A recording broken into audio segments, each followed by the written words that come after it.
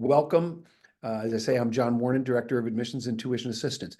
Today is the last in our series of Zooms at Noon, and we're talking with Dr. Pascal Losambe and Ms. Davida Arnold, who are from the Office of Diversity and Community Life, and they'll be talking with us about diversity and inclusion work here at Columbus Academy. We'll get started in just a minute. A couple kind of house cleaning items, or housekeeping, not cleaning, housekeeping items. Behind the scenes, of course, is Dr. Anika Littell, our wizard at technology and data, and she is curating the questions that, so if you have questions while the session is going on, please put those questions in the chat, and Anika will be sharing those with our panelists today. So there's that. And then in terms of housekeeping as well, the admissions office started these Zooms at noon during COVID, not the COVID that I have, but during COVID back in 2020, when the school was shut down. And the idea is that we're trying to give glimpses of what's going on at Columbus Academy to everybody on the outside. So please enjoy today, and if you go back and want to see any of the previously recorded ones, we have lots and lots of them from this year and previous years. So feel free to delve into the library. Finally, it's getting late. The calendar is now February. It's February 5th, and application deadline is coming up rapidly. We've got our first admissions committee meetings on the 16th of February. So if you are applying, make sure you've got all that good information filled out online. If you need any help with the application process, don't hesitate to reach out because that's what we do, particularly at this time of year. So with all that said, let's delve right in. Pascal, Davida, thank you very much for joining us this morning and sharing your wisdom with us. We've got you've put together a nice little slideshow for us, I know. And so welcome. Why don't you guys, before we get to the slideshow, why don't you quickly introduce yourselves and talk a little bit about your relationship with the school? Thank you so much, John. What a pleasure it is to be here with everybody. My name is Pascal Losambe. I serve as the Director of Diversity and Community Life. This is my 7th year at Columbus Academy. I've had a variety of roles, but thrilled to have been in this capacity for about 3 or so years. And I'm thankful for a wonderful team that works alongside us in this office. And one of our fabulous team members is sitting right next to me here. And I'm going to pass it to her to introduce herself. Hi, I'm Davida Arnold. I have been here at CA this is my 5th school year now, and my 2nd year on the Diversity and Community Life team. And I am also a parent of 4 CA students. Yeah, all the way from senior year down to what? 6th grade. 6th grade. Wonderful. So, well, it's great to have you guys here. So let's go ahead and you guys have a nice slideshow for us. So let's have you present that, and then we'll do questions and stuff. Awesome, awesome. Well, when we think of the work of diversity and community life, even though we have a dedicated statement to our work and commitment to diversity and inclusion, I want to emphasize that we are guided by our mission. And when I look at this mission, there are certain things that stand out. Number one is we value a broad diversity of students. That is part of our heartbeat. That is part of why we exist. We also love to develop the complete person, mind, body, and character. And that's often what makes us as independent schools unique, is our commitment to the whole child and getting to know the child really well.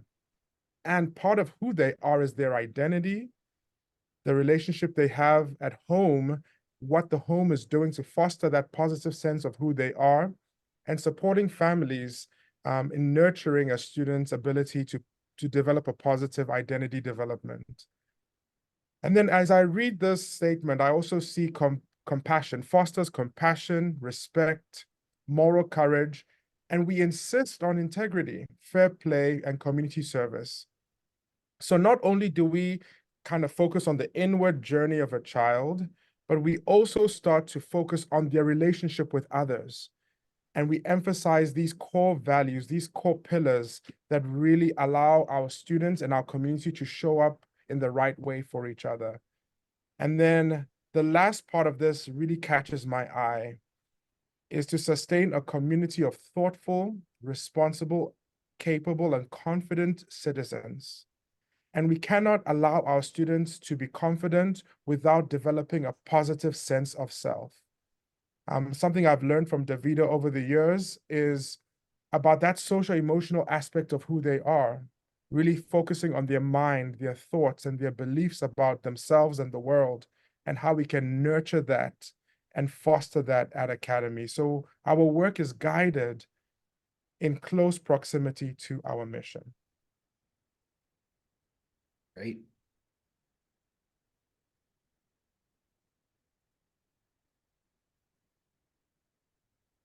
When we look at the work of Abraham Maslow, who published this seminal work in 1943, he said that every child, every person, in fact, is showing up with these basic human needs.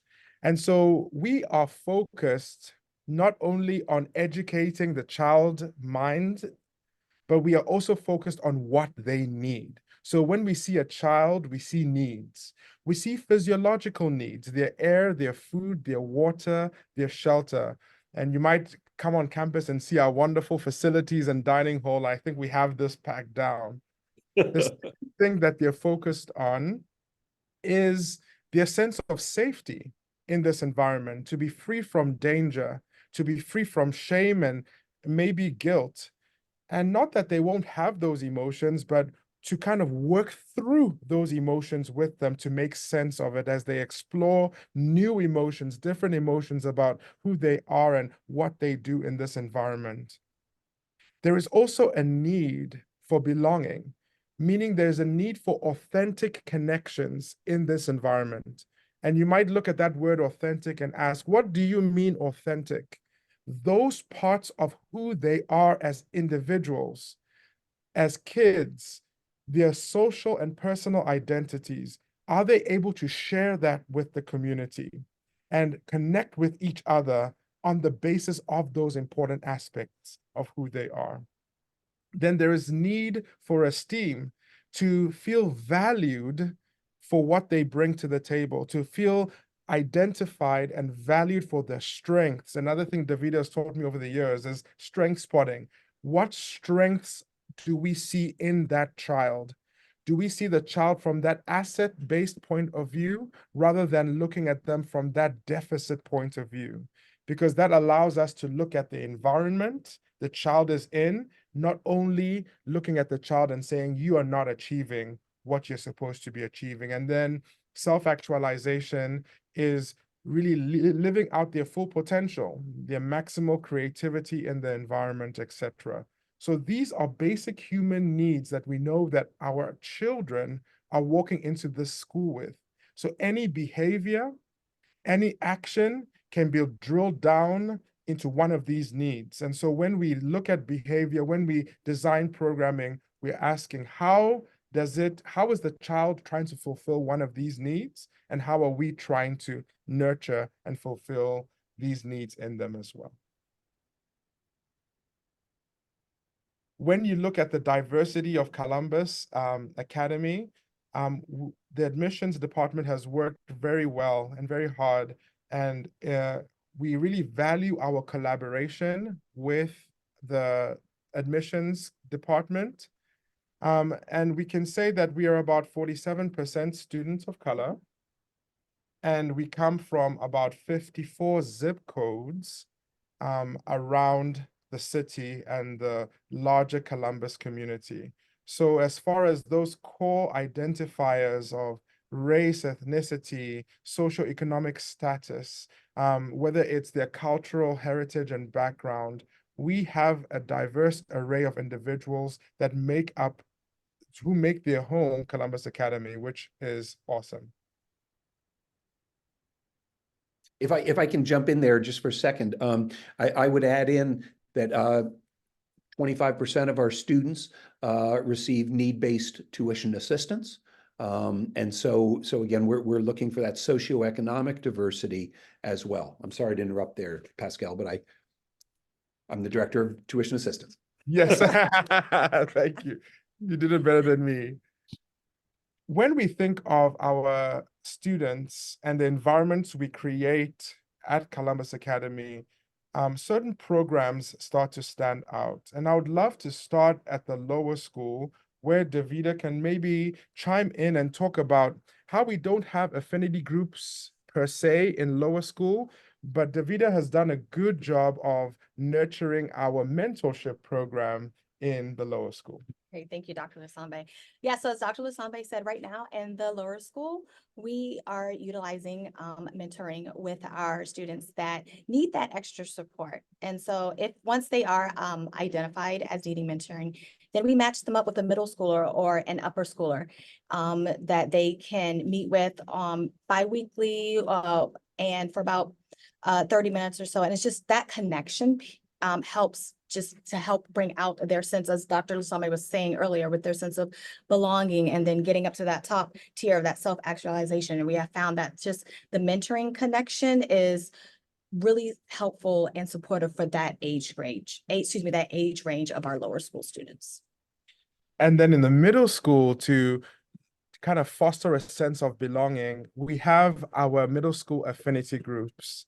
And we have about 10 middle school affinity groups, and you see them listed on your screen. We have Boss Junior, Black Organization of Students. We have our Hispanic students, our students of Hispanic heritage, CASA. Our students of East Asian affinity. We have My Identity, which is the Gay Straight Alliance of the middle school, and it's tailored to make some of the content age appropriate for students who would like to self-identify into that affinity group. We have Family Matters for students whose families might have just experienced a change in family structure. Maybe it's a divorce, or maybe it's kids who have had a sibling travel and go to college, and now they're kind of grappling with that dynamic. So anything kind of family related that students want to process, that is a group that is available to them. The Jewish Affinity Group, Journey 511, our Christian Affinity Group, there's our Multi-Ethnic Association of Students, and Middle Eastern North African Association as well. In the middle school, students who would like to participate in one of these groups, it's actually put into their schedule so that they have dedicated time at least once a month to meet with their affinity groups and find some sort of positive identification, nurture relationships on an identity basis, but also in service of the community, where they share the richness of who they are with our community. And once we have that mindset of service, that's when we feel most valued. And so they serve the school community by sharing the richness of who they are. In celebrations, food, maybe they will have an event where they educate our community, doing an advisory about a specific way of thinking or commemorative month, etc. So we feel really lucky to have these groups. And in the upper school, as students become more nuanced in their understanding of who they are, they have more options. We have the Black Organization of Students, which you saw, CASA, we have DESI, which is our South Asian affinity group, our East Asian affinity group. We have an Black male affinity group as well. We have Queer Affinity. We have our Gender Sexuality Alliance, our Jewish Organization of Students, multi-ethnic students, our Muslim affinity group, Mediterranean, Eastern European, and the list goes on and on and on.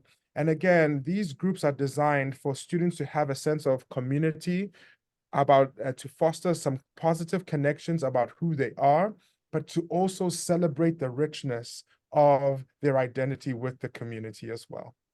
Pascal, could I ask you a question? Because sometimes, I mean, the most interesting piece of diversity work to me is how we balance, right? Diversity is about coming together, and yet it might appear to some that the affinity groups are splitting off. Can you talk a little bit about that dichotomy there? And because once, again, that is, it's a standard kind of, I wonder about that. Can you comment on that, please?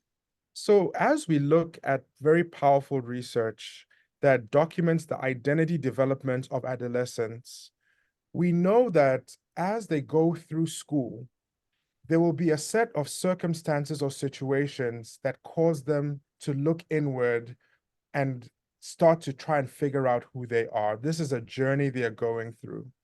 And as they encounter those experiences, they go through what is known as an active exploration. They go through an active exploration to make sense of certain behaviors or make sense of certain experiences.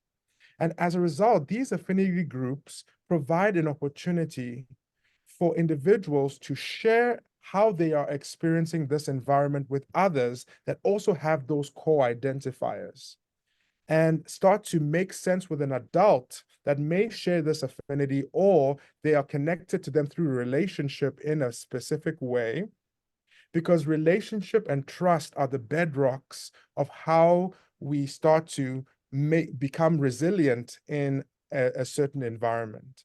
But then we don't stop there. When a child is now able to also share and express who they are and share it with the community in a way that educates, in a way that maybe dispels certain myths or stereotypes, they become affirmed because they're contributing to something bigger than themselves.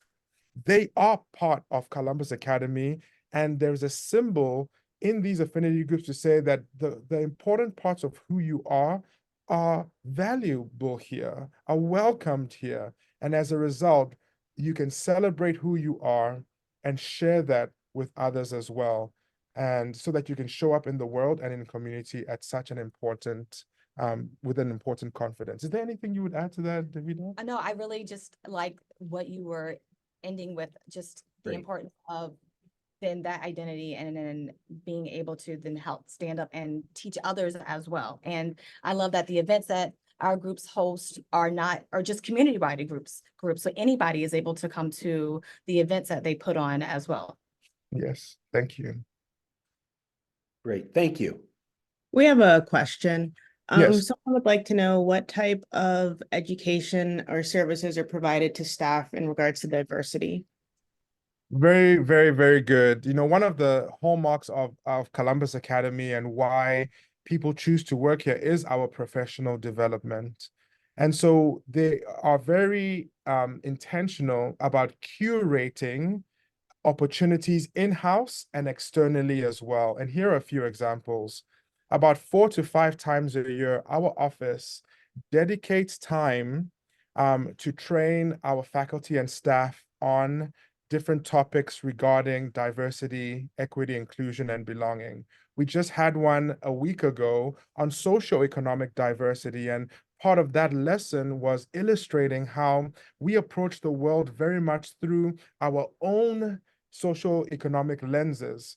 And when we see a person not expressing a certain behavior because they might have grown up in a certain socioeconomic class, it allows us to recognize that we are just missing each other because of maybe a value difference or a cultural difference in some way. And we were able to kind of take that self-inventory about how we grew up through our socioeconomic lenses and how our institution perpetuates a certain standard of socioeconomic level as well. The second thing I would say, and Davida has been so wonderful in being a very powerful voice in this, is our what we call pop-up PDs. Do you want to talk about a little bit about this concept of pop-up PD? Yeah. So our office, our team, we produce short videos for our faculty on various topics. We survey them to find out the topics, the areas that they would like more information on, and then we produce videos for them, these short content, so that they can review them and learn from them on their own and at a time frame that works well for them. In addition to our pop-up PDs, Dr. Losambe and I are always here for our faculty because communication is key. So if anyone, would love to discuss anything, they can come to him or I. I am a certified diversity coach as well. And so I work with the faculty. So they know that our door is open and they come and communicate with us as well. And in addition, we have something called the Belonging Guide, which is where we take the latest research on articles and we actually summarize them for our faculty and staff so that they can keep abreast of what our best practices. And sometimes we are very busy and reading extensive articles can be hard. So we try and take that barrier and summarize those articles. And we have a PD budget that is very generous. PD stands for Professional Development. And so we dedicate a lot of our funds to actually educating our faculty and staff on topics like this. One of the big conferences that we take a lot of people to is our governing bodies People of Color Conference, where we go and learn from leaders in the field. We take about 3 nights and 4 days, and we travel to a city with 7,000 other educators from independent schools, and we learn together on how to better meet our communities, meet our students as well. So there are a lot of opportunities, many touch points to engage, and it's an ongoing as well. Great, thank you.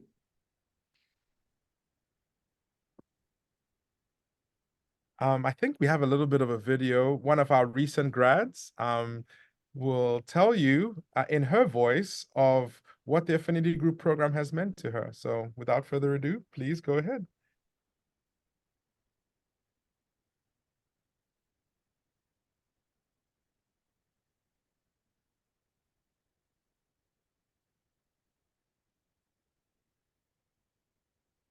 I And it's think, fine. It's I think fine if if it doesn't work too. It was an embedded. I think if you click on it, doesn't that do it, Anika? Maybe. Yeah. Uh-oh. Oh, sorry. Okay, well, in the interest of time, maybe we'll just kind of We'll skip that for now and move on. We'll try to make sure it's active when we upload it. Yeah. When we upload this session. Okay. I can get it going now if you guys want it, or we can skip Okay, it. go ahead. Thanks. Okay.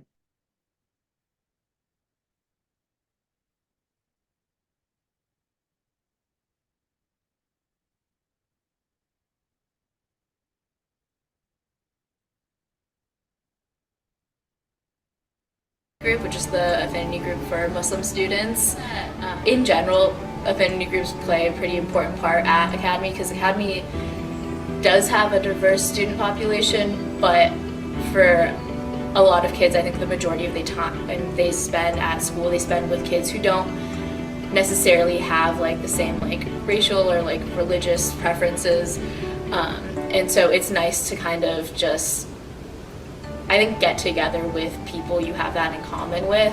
Well, I'm involved in BOSS, which is the Black Organization of Students here at Academy, and immediately I just felt the impact of what being an affinity group was for and the purpose of it. And it was really impactful for me because as an African American student, there aren't a lot of us here proportionally.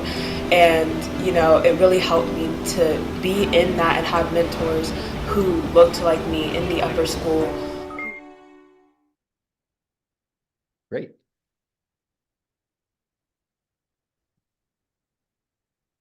All right. All right. There's a few more slides, I think. Let's finish up with the slides and if we can, before we get to.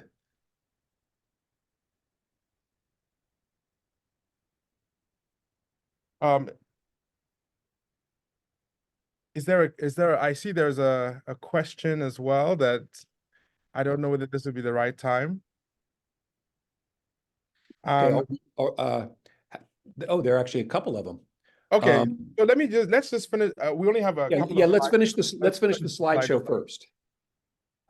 When it comes to parent guardian involvement, we have some robust parent guardian affinity groups that work really well alongside the office, alongside the students, to kind of nurture that voice and nurture that partnership with students as well.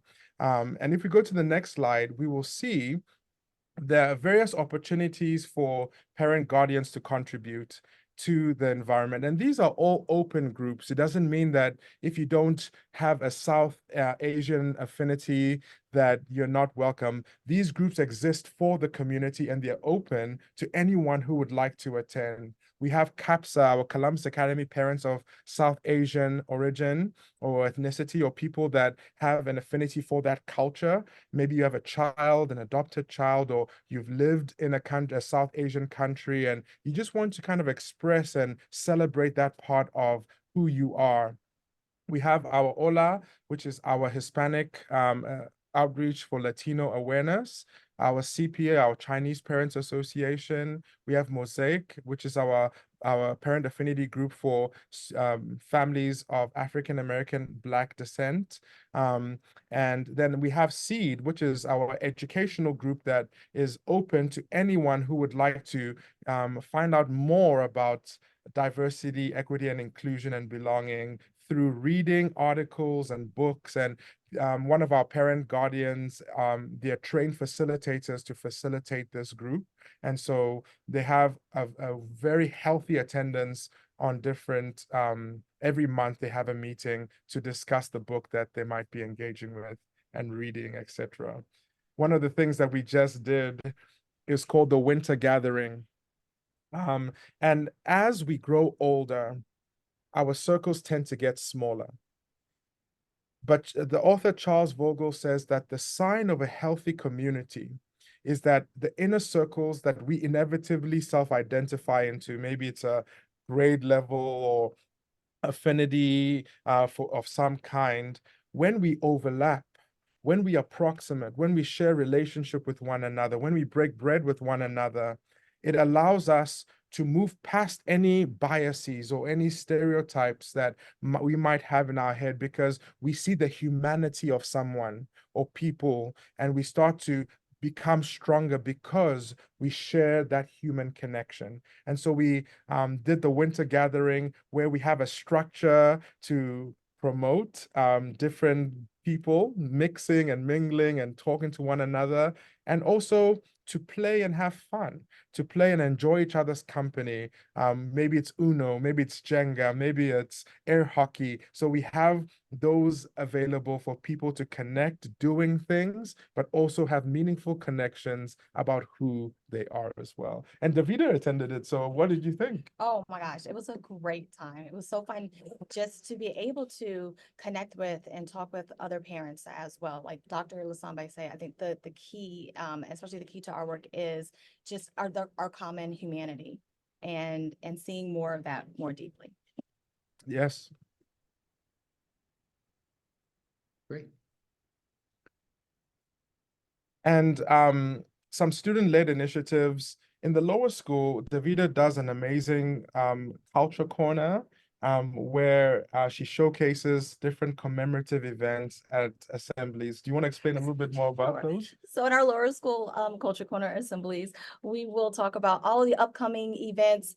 Usually we'll have them maybe once a month or twice a month, and students and families are welcome to be a part of it and share as well. So students will come up to me and ask if they can share about something, or we'll bring in family members. But we want to just share about all the holidays that are celebrated in our community, but make the community a part of it as well. And so that's what we do in our cultural corner. And so that's student-led. It can be student-led. And so that door is open for them. I think that was it. And you're also doing like thing. Black History Month reading. Oh my gosh. And parent guardians coming in. Oh yes. So back to our affinity groups, right? So Mosaic is hosting readers for Black History Month. We have parents coming in to read to the classes. one more thing, there's coming up to, I cannot remember now, but I can't either. I That know was because also- we had the tortilla reel that was in the fall. Yes. Lunar New Year is coming up. Oh, that's what it is. Thank you so much. I would think, that that's a big deal around the school. I would think that's you. it. That's what it is. It's next week. We have our Lunar New Year assemblies for lower school as well. And so we have parents, we have the students. I saw them rehearsing on Friday, their dances. It's gonna be awesome. Right. We have a related question. Someone wanted to know how diverse perspectives and cultures are incorporated into the curriculum. Yes. Very organically, Davida has curated a collection of books in partnership with the librarian. So you want to talk a little bit more Right. about some of that intentional work you've done? Right. So for our lower school, we are very conscious about making sure that we provide our students with windows and mirrors, windows so that they can look out and see different other cultures, and then mirrors so that they can see more of themselves. So a few years ago, we started our Credible Book Project to help make sure that the classes have books in their rooms to help reflect the identities that are in the class. And then we also encourage our teachers, our faculty to make sure that their work does reflect the identities of the students that are in their class. And like Dr. Losambe said, it is an organic work and successful organic work. But those are just some of the little things that we do. One of the structures we have at Academy is that our department leaders are K through 12. And so they have oversight over the lower, middle, and upper school and some of the things that they're doing as well. And very much this work is part of our ethos, it's part of who we are. And so as a result of that, they have a lens on how they are incorporating lessons on diversity, identity, and other parameters in their curriculum at an age-appropriate level. And so we have eyes on that too, and we encourage any teachers. Part of what teachers love about Academy is the autonomy to kind of teach. And so we never want to prescribe what teachers need to teach, but rather provide resources and support to allow them to achieve the goals that they have in their classrooms, knowing that our mission and our vision is committed to nurturing a diverse environment and identity groups within our school. And so we've done a few initiatives. We have a Black Studies class in the upper school. Our history department a few years ago went through kind of a scope and sequence of their curriculum to think about ways in which they are meeting the standards that they have imposed on, diversifying their literature and their curriculum. The English department, we have a fabulous English department that does that too. So we are very intentional about making sure that at an age-appropriate level, students are being that's part of our mission, is to prepare our students for a pluralistic world. And we know the type of world they will be embracing outside the walls of this school. And we want them to be able to be proficient in knowing how to respect difference, in knowing how to be compassionate, how to lead with integrity, with honesty, with moral courage. Those lessons are going to be so important. And part of that is empathy building and perspective taking. And all those things are really essential for a school to keep in mind.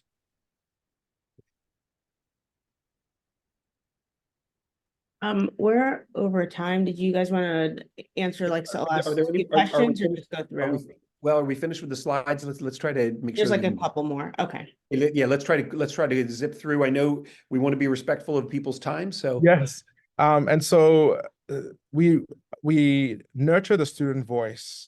And one of our mottos in the office is student voice, student choice. And so this is an event that last year our Mecca group came and said, we want to host an iftar, which is at the end of Ramadan, kind of a fast. So many people fasted with our Muslim students that day, and fasting is kind of interreligious. So it doesn't mean that it's just for our Muslim students. And then we broke the fast together, and they educated us on what that experience was like for them to fast and think about humanity and the less fortunate, and think about the blessings they've been afforded in life, which was a very powerful event. And then the next one is our students wanted to host a conference for other independent schools. And so they made a pitch to a local organization who gave them money, and they hosted a conference at Academy for students to start to think about issues relating to diversity in their schools. And people often ask about what types of metrics do you keep? And we think about it in two ways. You can have outcome metrics and process metrics. An example of a process metrics is, are we providing opportunities to train our faculty and staff on important topics relating to diversity and inclusion at the school? And how have we achieved that? So that's a process metric. Are we providing opportunities for our students to attend conferences, etc.? So we keep all those metrics in our office to make sure that we are keeping things top of mind when we are rolling out our program for the year. So if anybody's interested to talk about that more, I'd be happy to schedule a meeting with you and share some more. All right. And that's it. So we do have, we're a little bit out of time, but we at least have one more question in, and Davida and Pascal, I don't know if you guys can stay on just for a few more minutes, if anyone would like to stay on with us. The question here is, what are some of the concerns that BIPOC students expressed to your office? How has the office responded to those concerns? All right, well, I'll go first. I would say a general concern noted from lower school students, name calling for one. And so how do we handle it? We handle it by one, addressing the humanity first and the educating side. And so we talk with our young students to help them understand maybe the history of the words, the impact, and then also looking at how can you move forward then, and moving in a better, in a more positive way. Yeah, and well said, Davida. And in our other levels, I mean, we are not in a bubble that doesn't involve TikTok and social media. So inevitably, certain themes or memes or things will make it into our environment, or things might be said. And one thing I'm really proud of our school for doing is, when we see something, we say something. And again, we will take a child and look at the opportunity we have to nurture that child. If our mission is to educate children, we educate them on the impact, we educate them on what was your intention and what need were you trying to fulfill by doing this action. And then we start to pay attention. Is this a pattern of behavior? But we also bring in the parent guardians to let them know of when a situation happens, what our approach would be, what our follow-up will be, but also to ask for their partnership in also allowing those behaviors that might go against our values to be addressed at home as well. Again, the child is clearly expressing a need that they're trying to fulfill through this behavior. What is that need? And then can we walk alongside the child to start to educate them on how to choose another option to fulfill that need, or whether they need support in being educated as to the impact, even though their intention might not have been to harm in the environment. Secondly, I think that when I think of issues that come into the office, I think that, again, as the identity development of our kids is being rolled out, they have questions and they have behaviors they need to make sense of in our office, in the environment. So they might have watched something in a class, or they might have experienced something on the sports field or something like that.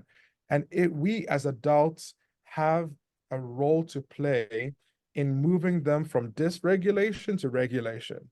And so we are constants in their lives, and we provide that support for them.